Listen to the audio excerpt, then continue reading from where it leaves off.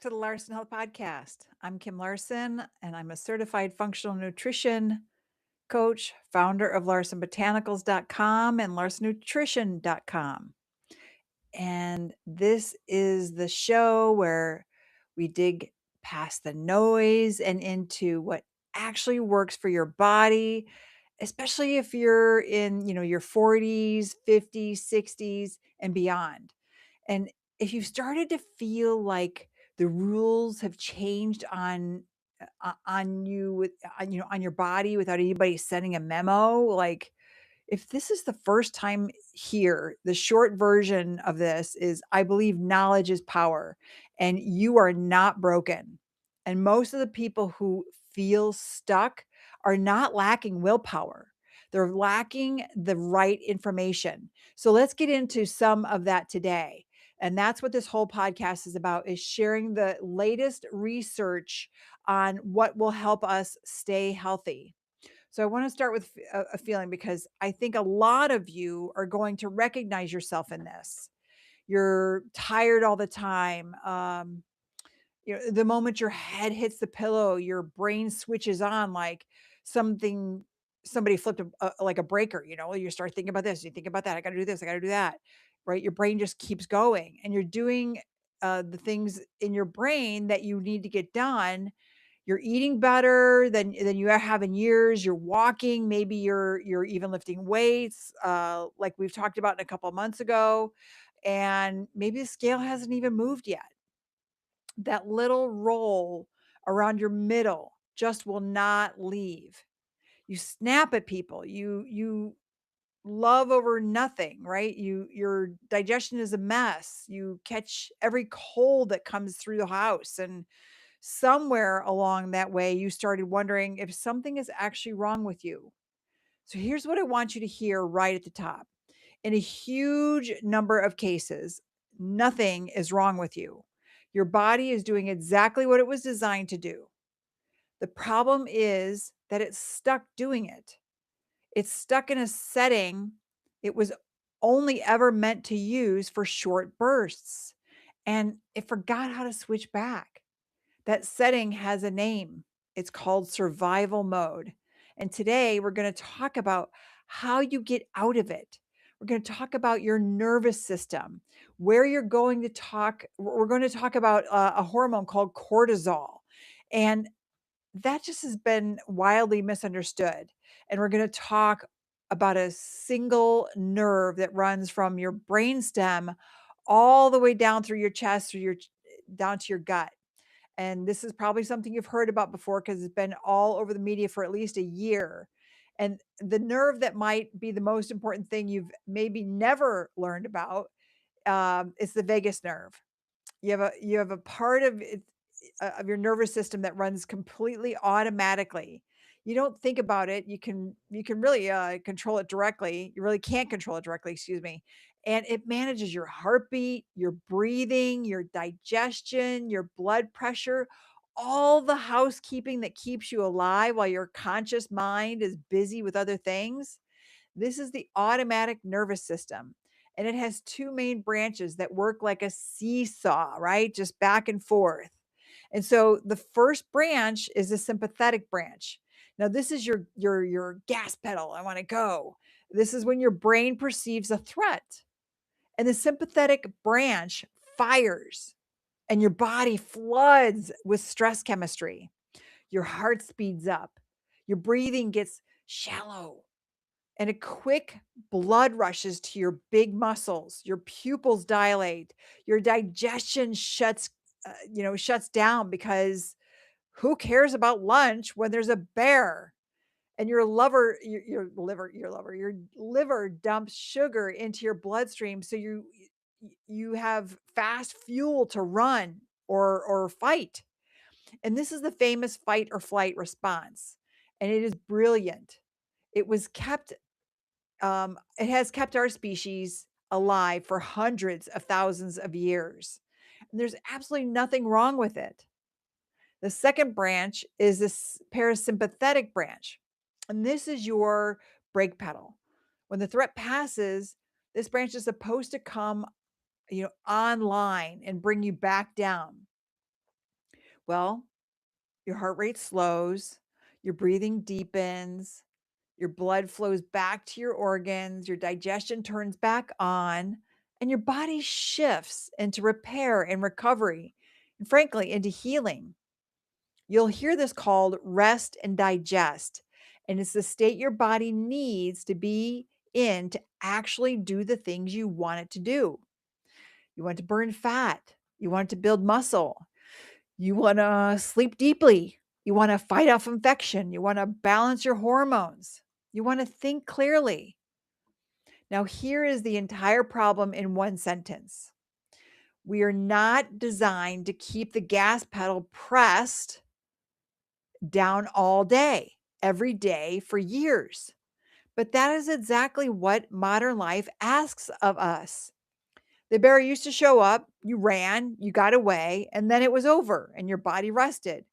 Today, the bear is your inbox. It's the news. It's your aging parents. It's your adult kids. It's your mortgage and the little phone in your pocket that buzzes 200 times a day. None of those threats end. There's no chase. There's no escape. There's no moment where your body gets the all clear. So the gas pedal stays pressed. The brake pedal gets weak from never being used. And you end up living in a low grade, never ending version of fight or flight.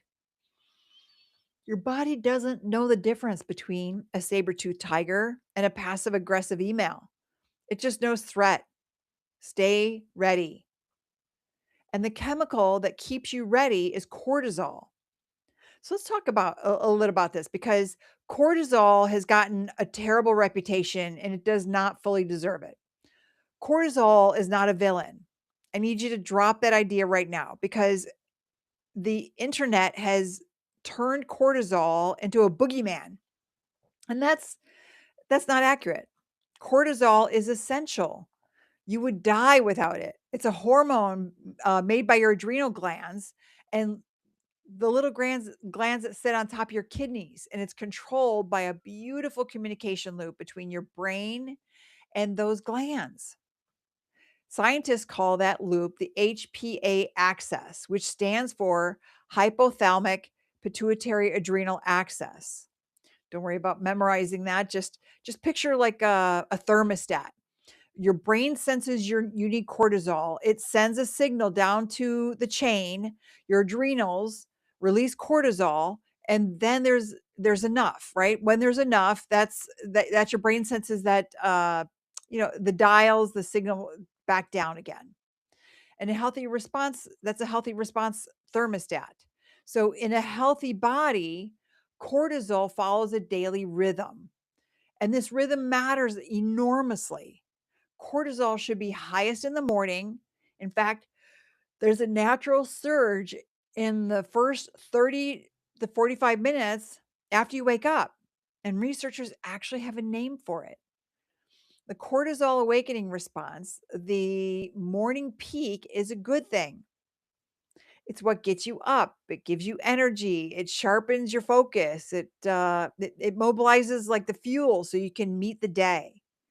Then across the day, cortisol is supposed to gently taper down, lower and lower and lower until by nighttime, it's at the lowest point, which is what allows melatonin to rise and you to fall asleep.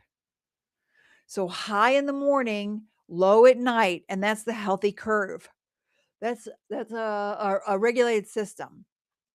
Cortisol does important jobs too, right? It helps manage your blood sugar. It controls inflammation. It helps you respond to stress and then recover from it.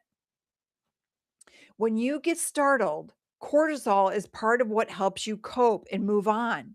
In short bursts, in the right rhythm, cortisol is one of the great heroes of your physiology. Now, the trouble is never cortisol itself. The trouble is chronic, unrelenting cortisol with no off switch. When you live in survival mode, that thermostat stops working properly. The signal to make cortisol just keeps coming. And over time, the whole system gets dysregulated. And here's a detail researchers have found that explains why this gets worse the longer it goes on. When cortisol stays high for too long, your cells start to get resistant to it. Similar to like diabetes and sugar and insulin, right? It just your body gets you keep feeding your body all this sugar and highly processed foods, and eventually you get diabetes. So the receptors that are supposed to hear the cortisol signal get worn out and stop listening. Sort of the way your nose stops smelling a candle after you've been in the room for a while, right? So your body sensing the message isn't getting through. That makes even more cortisol to be heard. So more cortisol, more resistance, more inflammation, it becomes a self-feeding loop. And eventually that beautiful daily rhythm flips upside down. People in this state often have cortisol that's too low in the morning, so they're dragging and they're foggy and they need 3 cups of coffee just to function, and too high at night, which is exactly why they're exhausted all day and then wide awake at 11 p.m. Wired and tired. If that phrase just described your entire life, there's a real physiological reason for it. Now let's connect this to the things you actually care about, because this is where it gets personal for so many of you. Let's talk about that belly fat, that waist budge, right? That won't move. This is not vanity, and it's not a character flaw. And I'm so tired of women your age being told to just eat less and try harder, right? I mean, we keep hearing this, and that is baloney. So here's the truth about the research that the research supports. Chronically elevated cortisol drives your body to store fat, specifically in your midsection, around your organs. We call that visceral fat, and it's the more dangerous kind. Why the belly? Because fat cells in your abdomen carry a much higher density of cortisol receptors than the fat cells in your arms or your legs. So go ahead, have those thunder thighs, but don't have it in your midsection. So when cortisol is high all the time, your belly is the first place that hears it and the first place that stores it. It gets deeper than that. Cortisol raises your blood sugar. That's part of its job, getting fuel ready for the emergency. But when there's no emergency, that extra sugar has nowhere to go. So your body pumps out insulin to deal with it. Do that day after day, year after year, and your cells start to become resistant to insulin too. Insulin resistance is the front porch of type 2 diabetes, which longtime listeners will remember we did a whole episode on. And your high insulin tells your body to store fat and makes it very hard to burn it. So you've got cortisol and insulin teaming up against your waistline. On top of that, cortisol stimulates your appetite, and not for broccoli. It drives cravings for sugar and fat and salt, the high calorie, quick energy your body thinks it needs for the crisis. I can tell you, when I go to the grocery store, I see these people that are morbidly obese, and all they have in their grocery carts are junk food. That's why so many people are dying from all this highly processed foods. You gotta stop eating the pizza, the highly processed foods. If you can get a sprinkling of cheese, make your own pizza. Get a gluten-free cauliflower crust, or just a gluten-free crust. Gordon Food Service makes them. And do a sprinkling of cheese, not too much cheese, because you want to have low fat. Put a bunch of vegetables on there, put on some chicken, put on some like hot sauce on there, maybe you like a buffalo sauce. That's a really delicious pizza. So if you want to have a pizza, make it yourself. Don't buy the store bought, pop it in your oven, highly processed. The stuff that you get even from a restaurant, too high in fat. The wheat is not a good wheat. It causes cancer because of the stuff that's sprayed on it. It causes inflammation in your body. And so, as if that weren't enough, cortisol is catabolic. So, which means in excess, it actually breaks down the hard earned muscle tissue. That muscle tissue is so important as we age. Less muscle means a slower metabolism, which means fat loss gets even harder. Are you starting to see why willpower and a salad were never going to win this fight? You were trying to out-discipline your own survival physiology. I have to say something specifically to my perimenopausal and menopausal listeners, because this is so often the missing piece for you.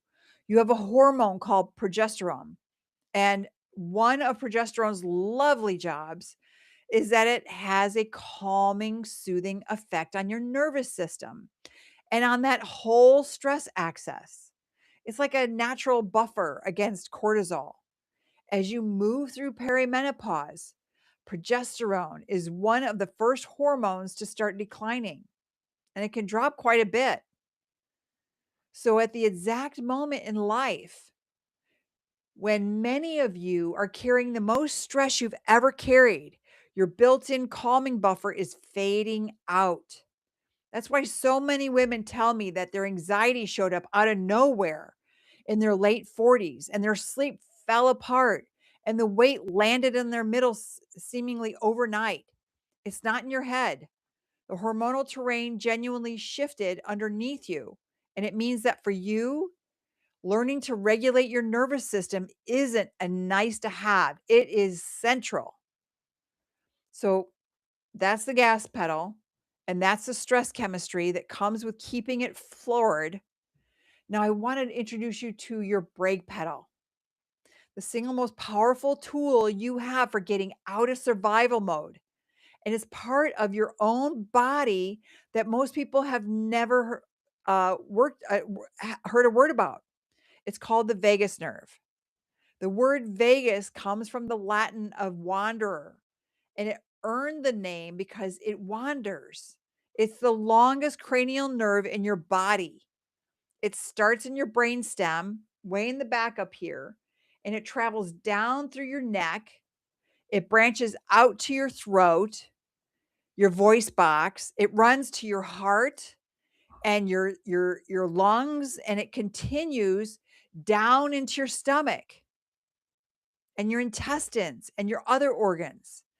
It touches nearly everything. The vagus nerve is the main highway of your parasympathetic nervous system. It is quite literally the primary cable that carries the calm down and rest and repair signal from your brain to your body. And when your vagus nerve is doing its job well, it slows your heart after a scare, it deepens your breathing, it switches your digestion back on, and it actively damps down inflammation throughout your body. Think about meditation. Think about deep breathing. It can instantly relax you. The vagus nerve is the main mechanism by which your body recovers from stress and returns to balance. And here's a fact that genuinely changed how I think about all of this. When we tend to assume the brain is in charge, barking orders down to the body, but about 80% of the fibers in your vagus nerve don't carry signals from the brain down to the body. They carry signals from the body up to the brain. 80%. Your gut, your heart, your lungs are constantly reporting upward, telling your brain how things are going down in the trenches. This is the heart of what scientists call the gut brain axis. And it's a big part of why your gut health and your mood and your stress are so tangled together, something I know many of you have experienced firsthand. It also means your body is talking to your brain far more than your brain is talking to your body. And that is, as you'll see it in a minute, is the key that unlocks everything. So here's even a specific pathway through the vagus nerve that researchers have mapped, sometimes called the cholinergic cholinergic anti-inflammatory pathway. And the name doesn't matter, but what it does absolutely does matter. So through this pathway, good vagus nerve activity actually puts the brakes on inflammation in your body. And taking omega-3s and turmeric with curcumin and with it has curcumin, and taking with ginger and black pepper, so it causes a beautiful symbiotic combination of anti-inflammatory. And those omega-3 fish oils, you got to get a good quality one. If it's making you burp, it is rancid. Get rid of it and get a good healthy um, omega-3. Check out larsonnutrition.com. And since we've already talked about how chronic stress drives inflammation, you can see how this all connects. A strong, well toned vagus nerve isn't just about feeling calmer, it's anti inflammatory, it's protective for your heart, your gut, your brain, and your long term health. And it also helps your skin. I mean, my skin, look at how it's shiny, right? I'm 58 years old and my skin looks amazing. I drink water, I drink electrolytes, I take my supplements, I eat healthy foods, organic foods. I I'm taking care of my body and my skin with at larsonbotanicals.com. You can see all the skincare that I have. So how do you know if your vagus nerve, your brake pedal is strong? There's a measurable signal, and a lot of you are already wearing the device that tracks it. It's called heart rate variability, or HRV. Now, this is a little counterintuitive, just stay with me. A healthy heart does not beat like a metronome, tick, tick, tick, perfectly even.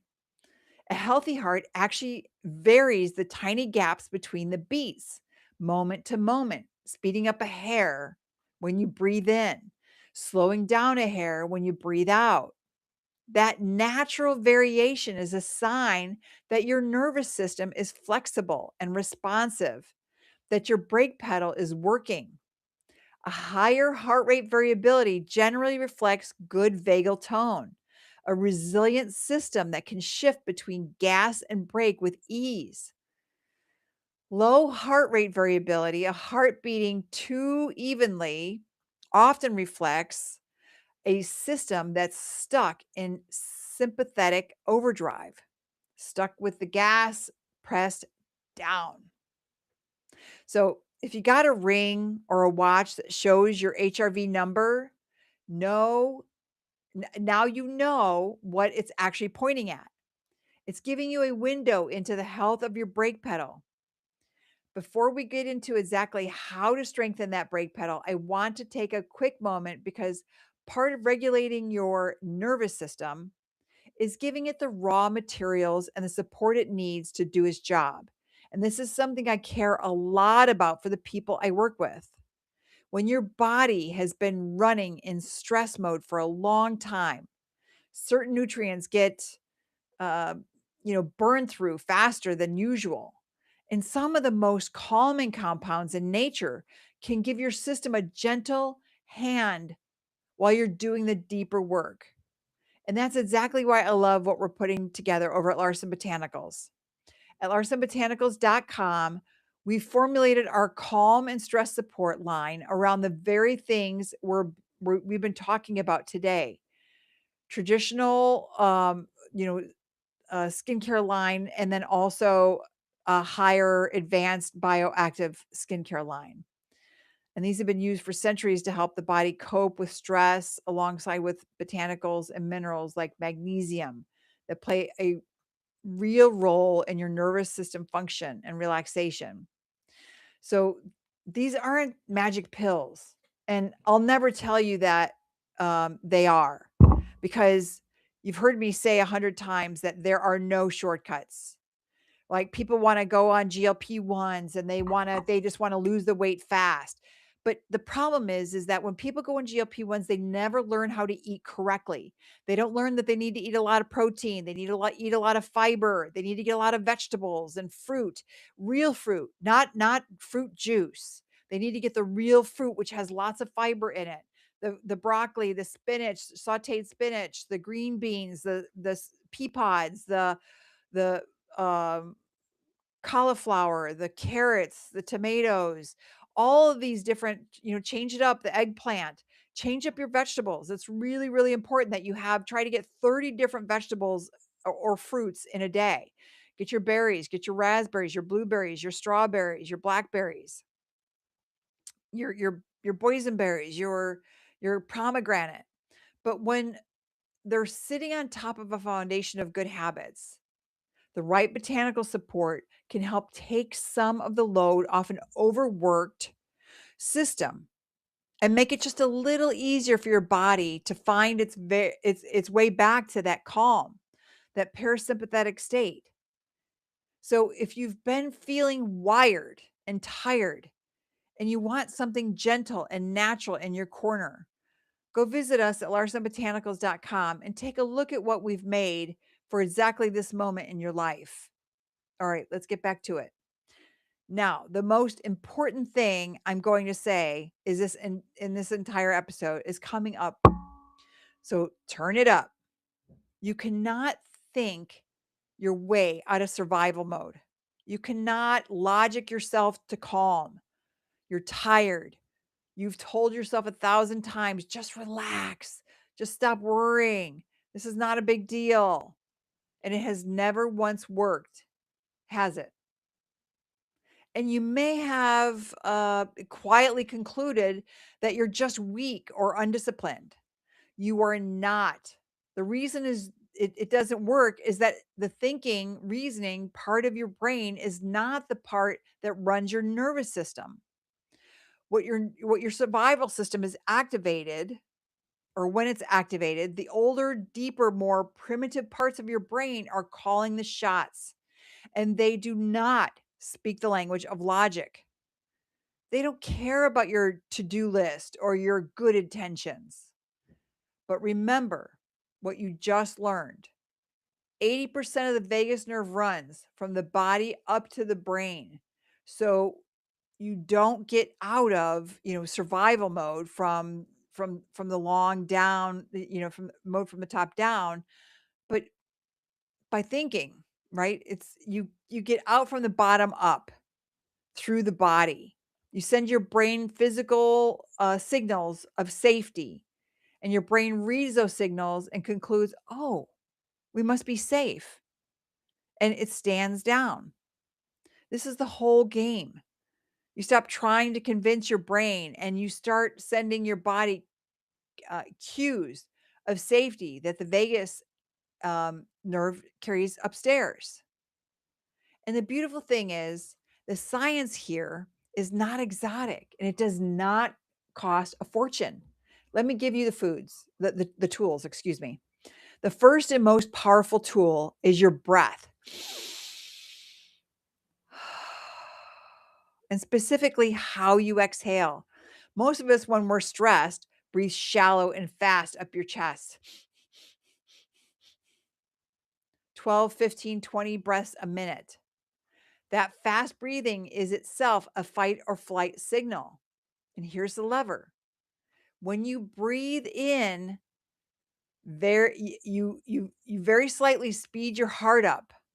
And when you breathe out, you slow it down and you stimulate the vagus nerve. So the secret is to make your exhale longer than your inhale. So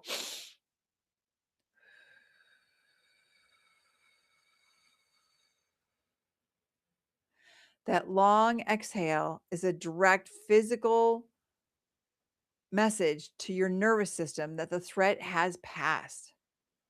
The research here is remarkably consistent.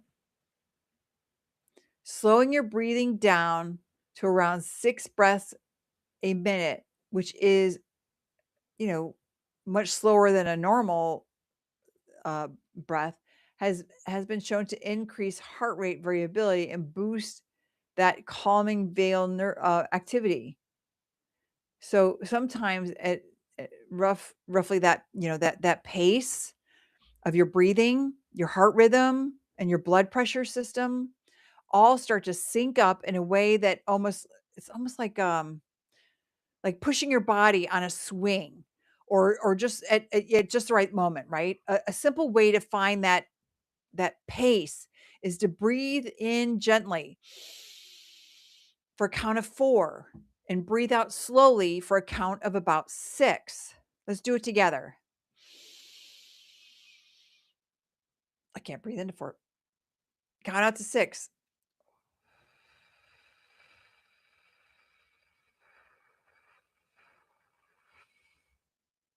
That's it. 5 minutes of slow breathing with long exhales, and you're actively shifted your physiology. There's also a quick version you can use in a moment of acute stress, sometimes called a physiological sigh. 2 inhales through the nose, a normal one, followed by a quick second sip of air to fully inflate your lungs. And then one long, complete exhale out through the mouth.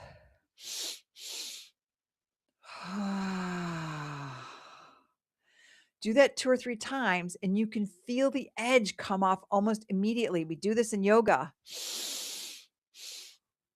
And let it out. Let that sound out.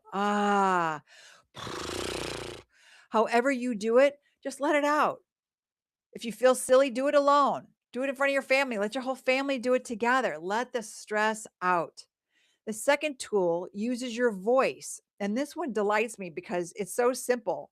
Remember that vagus nerve passes right through your throat and connects to your voice box? So things that vibrate that area gently stimulate the nerve. Humming, singing, chanting, gargling, even just a long, low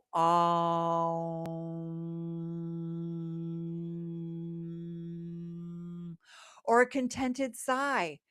Hmm. This is part of why singing in the car or humming while you cook genuinely makes you feel better. It's not just the mood of music, it's the physical vibration, toning your vagus nerve. So hum to yourself. Sing badly and with your whole chest. It's medicine. Right? The third tool is cold. Use wisely. A splash of cold water on your face, particularly around your eyes and cheeks, triggers a reflex that immediately shows your heart rate and activates the parasympathetic system. It's one of the fastest resets there is. You don't need an ice bath or anything dramatic or anything that would be unsafe. And please, if you have any heart condition, check with your doctor first.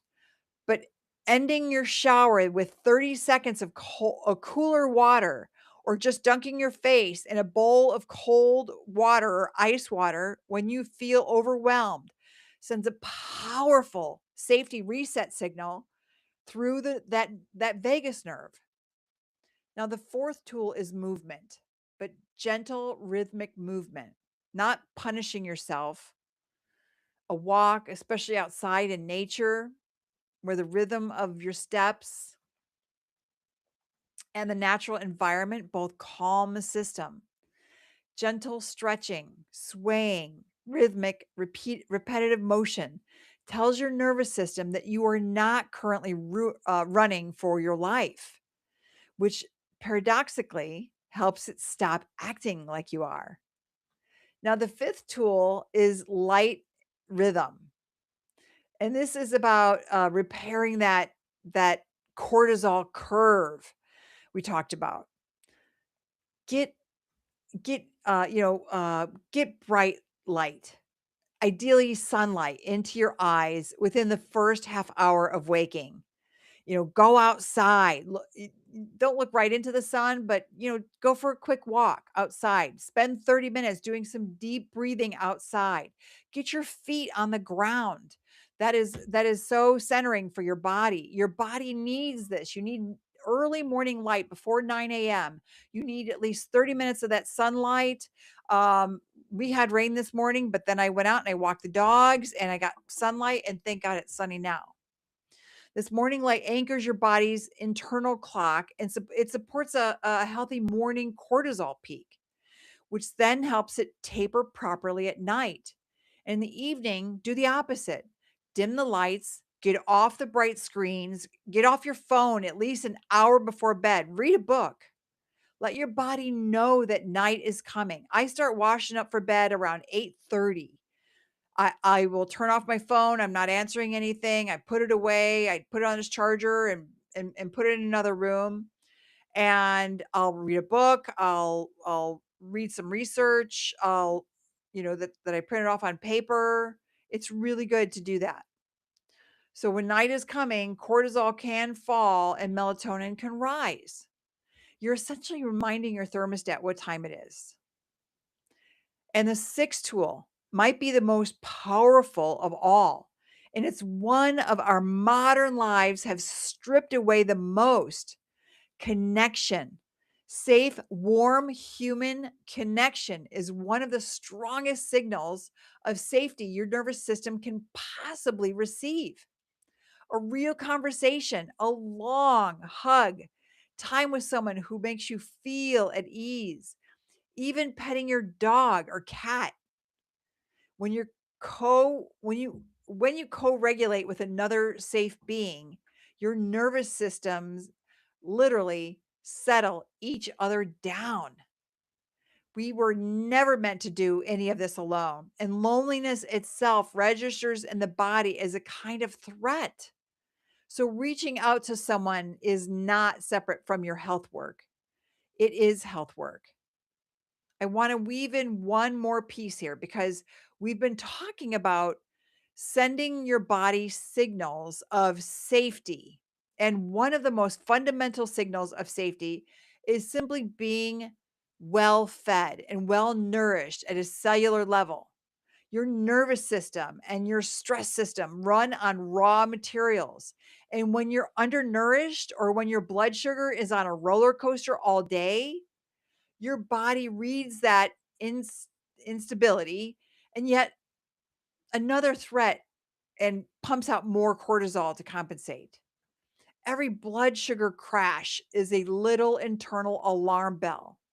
So, one of the kindest, most calming things you can do for your nervous system is to eat in a way that keeps your blood sugar steady, anchored by real protein and fiber and healthy fat, especially first thing in the morning, instead of starting your day on coffee and a muffin and a cortisol spike.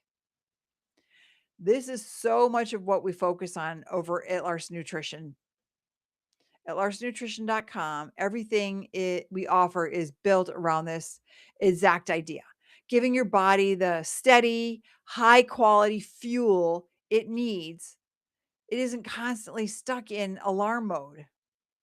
Our protein and our foundational uh, our foundational nutrition products are designed to make it genuinely easy to start your day with stable blood sugar and to fill the nutritional gaps that have you stressed out, depleted body so often has, including the kinds of minerals that quietly calm a body's nervous system. So check out larsonnutrition.com for great recipes. I take LMNT for my electrolytes or Beam. I created all these recipes and I watched too many of my clients try to white knuckle their way to health on willpower alone. And when what their bodies were actually crying out for was real nourishment and a steady foundation. So if you want to make this whole nervous system calming approach dramatically easier, start with the fuel. Head over to larsonnutrition.com and let us help you build that steady, because everything we just talked about today works so much better when your body is running on empty, especially when your body is running on empty. Okay, now let me bring this all home for you. Here's what I don't want you to do with this episode. I don't want you to walk away and add nervous system regulation to the list of 17 other things you're supposedly failing at. That's a real backlash building right now against the whole wellness optimization culture. This idea that you have to track every metric and perfect every protocol. And honestly, a lot of people are burning out on wellness itself. So please don't turn this into one more source of pressure. That would defeat the entire purpose, because the pressure is the problem. The goal here is not perfection. The goal is to is a gentle, like a gentle widen that people sometimes can call their window of tolerance, the range of life you can handle while still, staying calm and present instead of getting flung into either the wired panic or the shutdown exhaustion.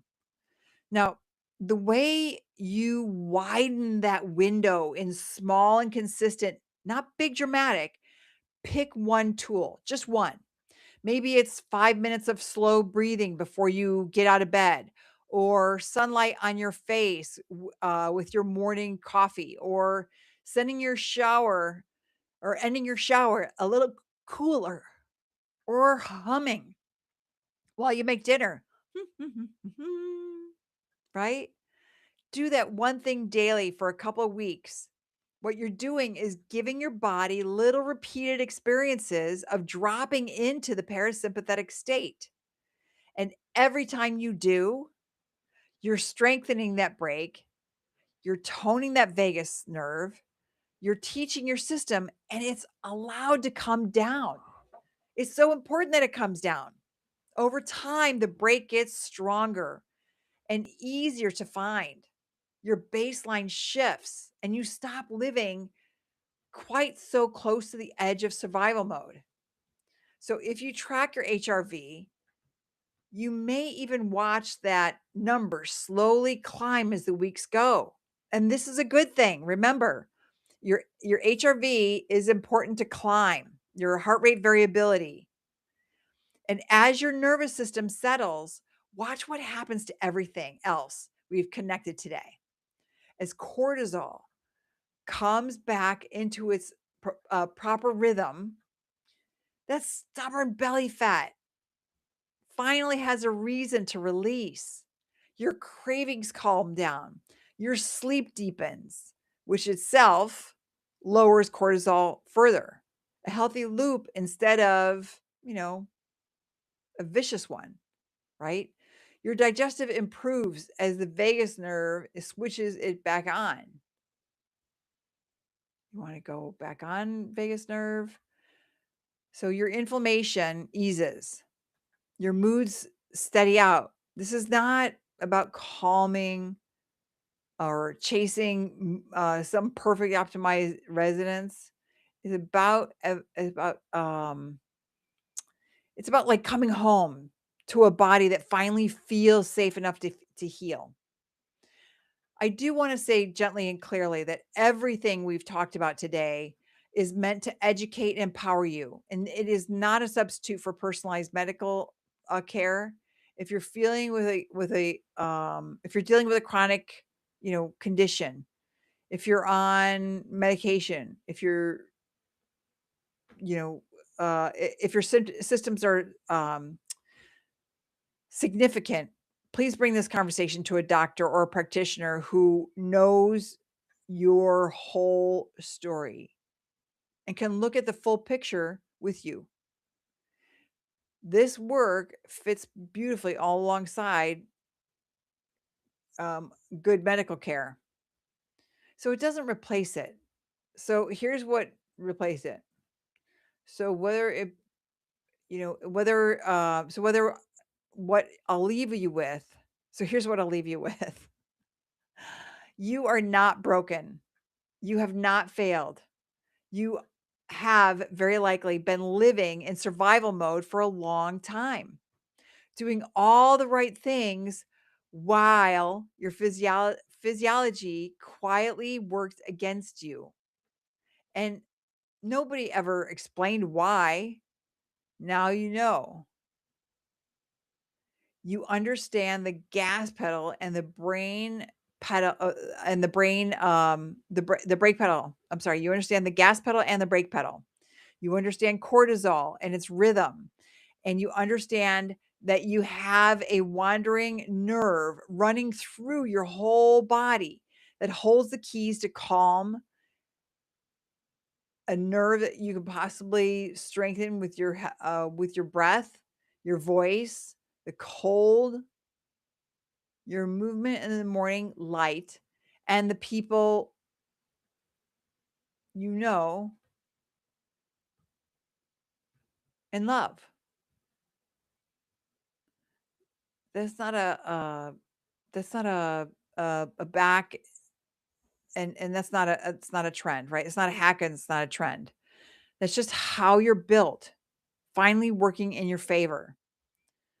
So thank you for spending this time with me today. If this episode helps something click into place for you, the kindest thing you can do is share it with any one person in your life who's been feeling wired and tired and stuck because somebody and about somebody out there needs to hear that nothing is wrong with them. Take a look at what we've made for you over at larsonbotanicals.com, larsonnutrition.com if you want some support on this road. And as always, you could find everything else at larsonnutrition.com or larsonbotanicals.com. And until next time, be gentle with your nervous system this week. Take the home exhibit, exhale. Your body has been waiting very long time for you to tell it that it's safe. And I'll see you next week.